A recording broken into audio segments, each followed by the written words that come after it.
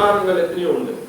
எத்தனையோ பிள்ளைகள், பெண் பிள்ளைகள், மனைவிகள் ஜெபித்து அழுதுருக்காங்க. அண்ணே, என் கணவன் இப்படியாய் மதுவுக்கு அடிமையா இருக்கிறான், போதைக்கு அடிமையா இருக்கிறான், வாங்குற காசுல பாதி காசு சினிமாவே பார்க்கிறான், சீட்டாட்டத்துல விடுறான், ஊரு சுத்துறான், பல கேள்விகளுக்கு அடிமைகளா இருக்கிறார். சாத்தான் அவர்களை அடிமைப்படுத்தி வைத்திருக்கிறார். அந்த அடிமைத்தனத்திலிருந்து விடுதலை கொடுத்து வர்றது கஷ்டம். அடிமைத்தனத்திலிருந்து பழக்கம், மது என்ற மாபெரும் கொடூர அரக்கன். அந்த அரக்கனிடத்துல கையில, அந்த சாத்தானுடைய கையில சிக்கிக்கொண்டு அவர்களே சொல்வார்கள், மாலை 6 மணி ஆனால் என்னால் ஒன்றும் செய்ய முடியாது, நான் கையெல்லாம் நடுங்குது, கையெல்லாம் நடுங்குது. அந்த நடுக்கத்திலிருந்து, அந்த கஷ்டத்திலிருந்து, அந்த துன்பமான காலத்திலிருந்து விடுதலை கொடுப்பவர் இயேசு கிறிஸ்து ஒருவரை. ஹல்லேலூயா.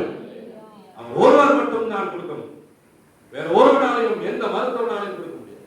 இயேசு ஒருவர் மட்டும் தான் கொடுக்க முடியும். ஆகவே உங்களையும் என்னையும் ஆண்டவர் எந்த அடிமைத்தனமா இருந்தாலும் சரி, அதிலிருந்து நீக்கி தன்னோடு சேர்த்து அடிமைத்தனத்திலிருந்து விடுதலை கொடுப்பவர் இயேசு கிறிஸ்து ஒருவர் மட்டும்தான். இரண்டாவது காரியம், அழிவிலிருந்து விலக்கி, என்னங்க பெரிய காரியம், அழிவிலிருந்து விலக்கி ஆண்டவர் சேர்த்துக் கொள்வார், என்னை என்னோடு சேர்த்துக் கொள்வார். அழகான காரியம். பல பேர் சொல்லிட்டு ஒரு சிங்கம் மாப்பிள இப்படி இந்த தப்பிச்சார். பல பேர் சொல்லிடுச்சுமா இந்த வார்த்தையை, நானே சொல்லிருக்கிறேன். ஒரு நிமிஷம் அப்பா, அந்த ஒரு நிமிஷம் அழிவிலிருந்து விலக்கி. வாசிங்க சங்கீதங்களின் புத்தகம் 103:4. பக்கத்தை சொல்லி வாசிங்க. யார் வாசம்? எல்லாரும் 734 சொல்றாங்க. என் பிராணனை அழிவுக்கு, அழகா என் பிராணனை, என் பிராணன், உன் பிராணனை, என் பிராணன் உன்னா மத்தவங்க போயிருதுல, என் பிராணனை அழிவுக்கு விலக்கி. இல்ல பாரு, அழகா இவர் அழிவுக்கு விலக்கி, அப்படி ஒரு கேப்படும், விலக்கி. அப்புறம் என்ன பண்றாரு? என்னை கிருபையினாலும் இரக்கங்களினாலும் முடிசூட்டி. அந்த முதல்ல வார்த்தை ஒரு வார்த்தை விட்டுட்டேன், வாசி மறுபடியும் வாசி. இல்ல நீயே வாசி, நீயே வாசி. என் பிராணனை அழிவுக்கு விலக்கி, ஆமா விலக்கி மீட்டு, கமா போட்டுக்கடா. அது என்ன விலக்கி மீட்டு? அதான் அழிவில் இருந்து விலக்கி உன்னை நான் சேர்த்துக் கொள்வேன். அதான் விஷயம். அந்த வார்த்தை என்ன சொல்லுது? என்னுடைய பிராணன் இன்னைக்கு அழிஞ்சு போன அவருக்கு தெரியும். மிகப்பெரிய ஒரு அழிவு ஆக்சிடென்ட் இருக்கு, பணமே சொல்லிருப்பான். ஒரு நிமிஷம் நான் அப்படி அந்த பிராணன் இன்னைக்கு அழிஞ்சு போயிடும் தெரியும். ஆனா அது போகும்போது ஜெபம் போயிடும். சாமி, நான் புறப்பட்டு போறேன், உன்னுடைய கரம் என்னை வழி நடத்து, உன்னுடைய கரம் என்னை வழி நடத்தும். போக்கிலும் மரத்திலும் நீர் என்னோடு கூட இருக்கும். எங்க வீட்டுல இருந்து புறப்படும் போது வேற எடுத்து ஜெபம் பண்ணிட்டு கிளம்பும் போது, அடே நம்ம பையன் அட்டன்ஸ் போட்டாடா, ஒரு ஆள் அனுப்புங்கன்றார், ஒரு ஏஞ்சலை கூட அனுப்பாங்க கூட. அப்ப நடக்க அழிவில் இருக்குதாங்க, ஒரு பிராணன் இந்த இடத்துல அழிய போகுது தெரிஞ்சு என்ன பண்ணிடுவாங்க? அதிலிருந்து விளக்கா ஒரே செகண்ட் டக் கூப்பிடும், விளக்கி மீட்டு தன்னோடு சேர்த்து. அதுதான் அந்த வசனத்துடைய ஆழம். என் பிராணனை அழிவிலிருந்து விலக்கி, அதாவது தள்ளு வேகம், ஒரு செகண்ட் தான் கடை தள்ளிவர். எப்படி நடந்ததே தெரியலடா, இது எப்படி ஆச்சுன்னே தெரியல, ஒரே செகண்டா அப்படின்னு. அந்த 1 செகண்ட், அந்த ஒரு நிமிடம், ஒரு மணித்துளி ஆண்டவர் அழிவிலிருந்து விலக்கி மீட்டு பண்ணார், மீட்டு தன்னோடு சேர்த்து. அதான் என் பிராணனை அழிவுக்கு விலக்கி மீட்டு எப்படி சேர்த்தாரா? கிருபையினாலும் இறக்கம். பையன் ஐயோ என் பையன் கிருபையினால இறக்கம், கிருபையினாலும் இரக்கத்தினாலும் முடிசூட்டி ஆண்டு வைத்திருக்கிறார். ஹல்லேலூயா. அப்போ அழிவிலிருந்து விலக்கி கொள்றவர் ஆண்டவர். அதனால இந்த கடவுளை விட்டு பிரிந்து போகக்கூடிய காரியங்கள் எவ்வளவோ இருக்கு. சில நேரத்தில் கடவுளை விட்டு சில நேரத்தில் நெருமடிப்போம், நம்மளை அறியாம அவருடைய கட்டளைகளுக்கு புறம்பாய் நம்ம விலகி போகும்போது, அவருடைய சமூகத்திலிருந்து விலகி போகும்போது, என் சமூகம் உனக்கு முன்பாக செல்லும், என் சமூகம் உனக்கு முன்பாக. ஆனா அந்த சமூகத்துல என்ன பண்ணிருப்போம்? விலகிப்போம். தொடர்புல இருந்து தொடர்பு எல்லைக்கு அப்பால போயிடும். சில நேரம் தொடர்பு எல்லைக்கு அப்பால போயிடும். ஆண்டவர் சொல்றாரு, தொடர்பு எல்லையை விட்டு போயிட்டு இருக்கிற, தொடர்பு எல்லையை விட்டு போகாத, தொடர்பு எல்லைக்குள்ளாரே இருக்கும். செல்போன் சொல்றது இல்லை, ஆண்டவருடைய தொடர்பு எல்லையிலேயே வட்டத்துக்குள்ளாரியே அவருடைய கருத்துக்குள்ளாரியே அந்த வட்டத்துக்குள்ள அவர் தொடர்பு எல்லை விட்டு போனா அங்க வந்து ரெடியா இருக்கிறான். வா வா வா வா இன்னைக்கு பாரு உன் முதல் நாளா கூட்டிட்டு போற எல்லாமே கிடைக்கும். பயங்கர ஹாப்பியா இருக்கும், பயங்கர சந்தோஷமா கூட்டிட்டு போய் காட்டுறோம். கரெக்டா இவ்வளவு நேரம் இங்க போய் உட்காந்து பாருங்க, 1 மணி நேரம் போய் அந்த பேசுறது கேட்டுக்கிற மாதிரி போனா அங்க ஜாலியா இருக்கும். அங்க பாட்டு வெப்பம்பா ராவணா ராவணா பாட்டு நல்லா இருக்கும், ஜாலியா இருக்கும். இங்க போய் 1 மணி நேரம் இந்த இதயமா பேசிட்டு அந்த சமூகத்தை விட்டு விலகி போனால் என்ன குறைந்து போய்விடும், காணாமல் போய்விடும். யோனா அப்படித்தான் பண்ணான். பார்த்தீங்க யோனா 1:3 1072வது பக்கம் 1072வது பக்கம் பார்த்தீங்கன்னா அப்பொழுது யோனா என்ன சொன்னா அவருடைய சமூகத்திலிருந்து விலகி அது சொல்றாரு, என் சமூகம் உனக்கு முன்பாக செல்லும். எப்பொழுது அந்த முன்பாக செல்லக்கூடிய சமூகத்திலேயே நான் போயிட்டு அவருடைய சமூகத்திட்டு விலகினால அவர் ரெடியா. ஏன்னா என்ன பிரச்சனைனா எப்படா காத்துட்டு இருக்கிறா யாரு? கடவுளுக்கு ஆப்போசிட் இருக்கிற லூசிஃபருடைய ஆட்கள். அவனுக்கு நிறைய தூதர்கள் இருக்காங்க. கடவுளுடைய தூதர்கள் எத்தனை பேர் இருக்கிறாங்களோ அதுபோல இந்த பிரபஞ்சத்தின் தேவனாகிய சாத்தான் 1 கொரிந்தியர் 4வது அதிகாரத்துல 4:4 அப்படியே சொல்லுங்க, பிரபஞ்சத்தின் தேவனா. சாத்தானுக்கு பேர் என்ன? இந்த பிரபஞ்சம்னா என்ன? உலகம். பிரபஞ்சத்தின் தேவன் சொல்லப்பட்டிருக்குது. அந்த பிரபஞ்சத்தின் தேவனுக்கு நிறைய எத்தனை பேர் இருக்கிறான்? மினிஸ்டர் இருக்கிறான், 1000 சாத்தான்கள் இருக்கிறான். அவன் சுத்திட்டே இருப்பான், அப்படியே பார்த்துட்டே இருக்கான். என் சமூகத்திலிருந்து ஆண்டவருடைய சமூகத்திலிருந்து அவர் சமூகத்திலிருந்து பக்கத்துல வர முடியாது. He can't come to closer to me because the Lord's protecting me. கடவுளை நீ காத்துக் கொண்டிருக்கும் பொழுது, அவருடைய வேலி எடுத்து காத்துக் கொண்டிருக்கும் பொழுது அவன் உள்ளே நுழைய முடியாது. ஆனா நானா என்ன பண்ணிக்கிறேன், அவருடைய சமூகத்திலிருந்து கொஞ்சம் வெளியே போன அவனை பண்றான். கட்டு ஒரு ஆள் கிடைச்சா உடனே கூட்டிட்டு போயிடுவான். மகா சந்தோஷமான காரியங்களை காட்டுவான், இன்பமான காரியங்களை காட்டுவான்.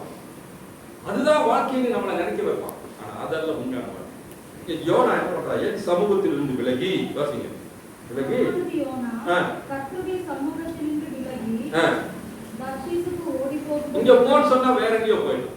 கடவுள் சொல்ற வார்த்தைக்கு புறமாய் போனான்.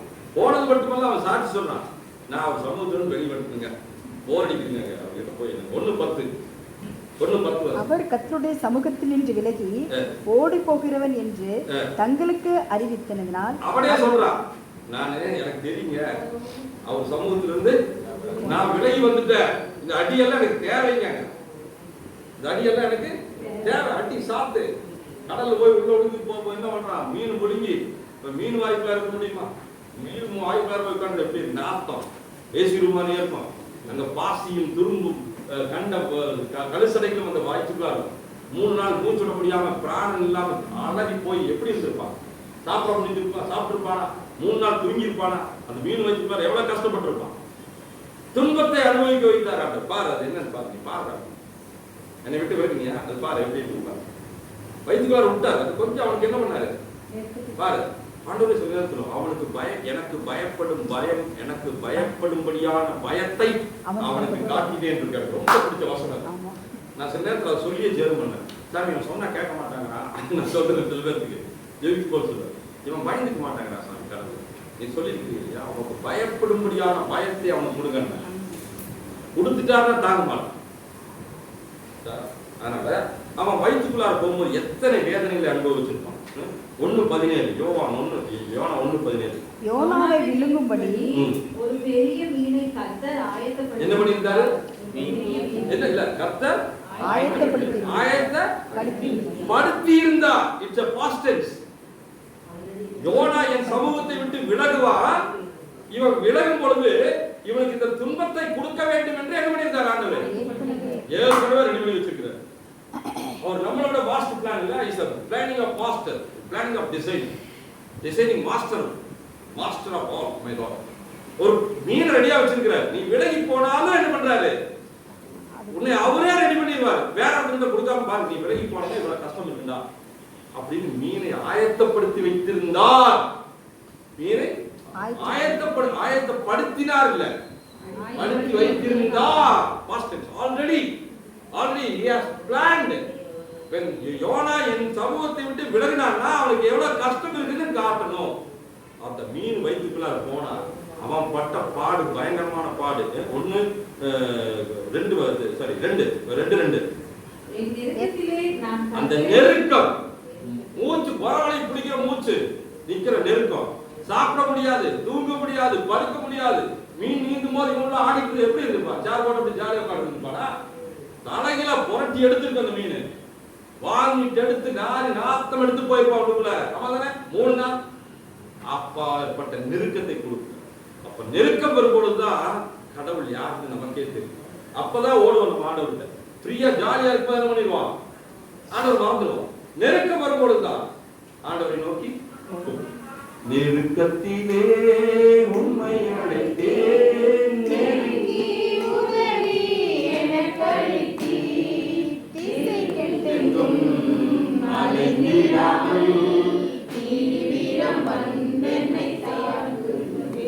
நெருக்கத்திலே ஆண்டவரை நோக்கி கூப்பிட்டு திசை கெட்டெங்கும் அலைந்திடாமல், பிரிந்து திரிந்து அலைந்திடாமல் சீக்கிரம் வந்து என்னை காத்துக் கொள்ளும் சார், என்னை சேர்த்துக் கொள்ளும் சார்.